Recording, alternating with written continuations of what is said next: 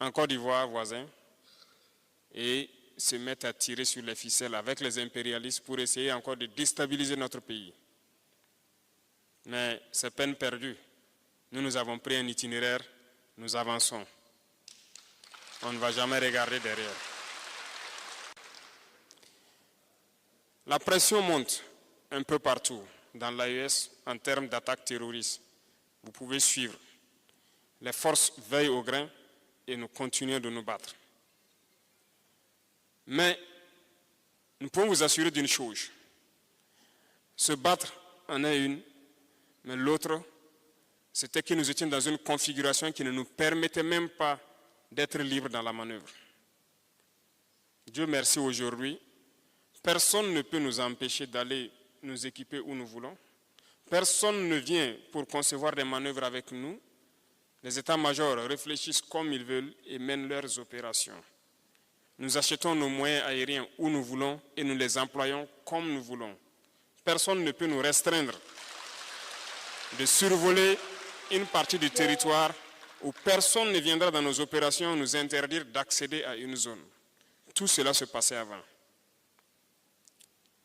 Renseignez-vous avec les FDS qui ont manœuvré avec ces forces impérialistes qui étaient ici.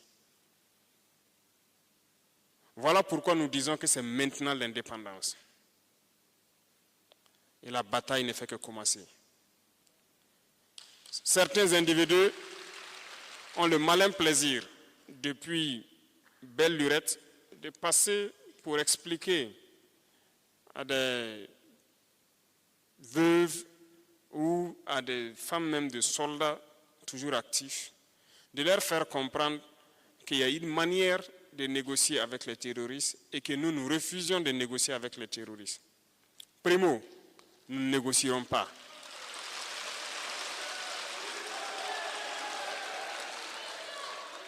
Nous allons combattre, que ce soit clair pour tout le monde. On voit certains qui se font le malin plaisir de se retrouver souvent sur des plateaux télé. On ne sait pas où est-ce qu'ils ont appris leur stratégie, des experts en sécurité de je ne sais quoi, et dire non, il faut dialoguer. C'est le terme qu'ils ont trouvé finalement au lieu de négocier, dialoguer.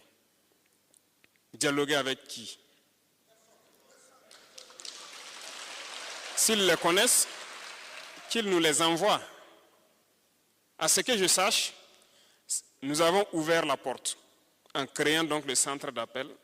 Celui qui veut déposer les armes, qu'il l'appelle et qu'il dépose les armes. Nous verrons quoi faire pour lui. Le Burkina Faso doit être une destination interdite pour ces mercenaires-là. Et nous combattrons dans tout l'espace de l'AES pour libérer nos terres et pouvoir nous épanouir. Ils ont passé le temps à nous faire comprendre qu'on est pauvre. Chaque année, vous voyez les bilans. Soit le Niger avant-dernier, le Burkina est quatrième. C'est ce qui se passe. Et ça les plaît de classer les pays les plus riches jusqu'aux pays les plus pauvres. Et c'est nous les pays les plus pauvres, les pays sahéliens. Nous, on se fait la bagarre sur la queue. OK. On a pris nos responsabilités, on vous dit, quittez chez nous, on va s'organiser et se développer. Là aussi, vous dites que vous ne partez pas. Je ne peux pas comprendre. Si on est pauvre, on n'a rien. Mais partez, laissez-nous, on va travailler. Pourquoi vous ne partez pas?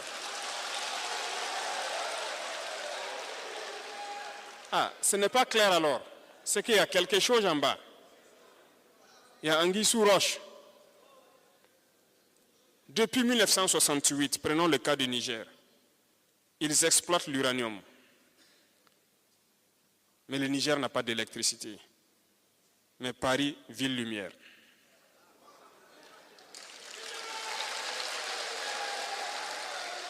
C'est normal ça. Mais laissez-nous, on va se développer, on va se débrouiller avec notre uranium aussi. On saura quoi faire.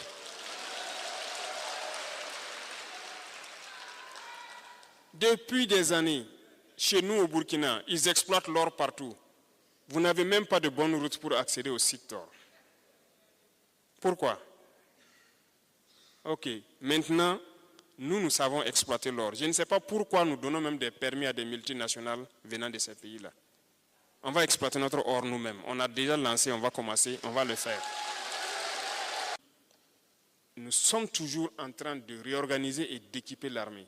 Nous ne sommes pas arrivés au niveau que nous voulons. Mais nous contrôlons la situation, nous maintenons le cap, mais nous allons monter en puissance parce que les équipements vont venir, les effectifs vont s'accroître. Nous allons faire la bataille. Ça, c'est sûr.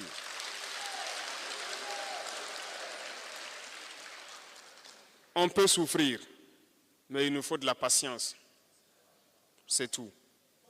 Parce que la situation s'est tellement dégradée durant plusieurs années, il faut aller avec force pour que ça ne puisse pas revenir après. Lorsqu'on la résout, c'est une bonne fois pour toutes. Nous sommes en train de réunir tout ce qu'il faut pour pouvoir ouvrir les différents axes qui lient les États de l'AES. Et eux, ils luttent pour que ces axes ne puissent pas s'ouvrir. Parce que l'AES, c'est un cauchemar pour eux, ça ne doit pas avoir lieu. On ne doit pas s'intégrer, mais nous allons les vaincre.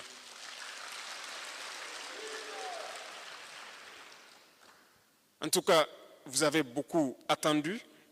Je ne peux pas égayer tous les sujets, mais sachez une chose, sur tous les volets, il y a des combats à mener.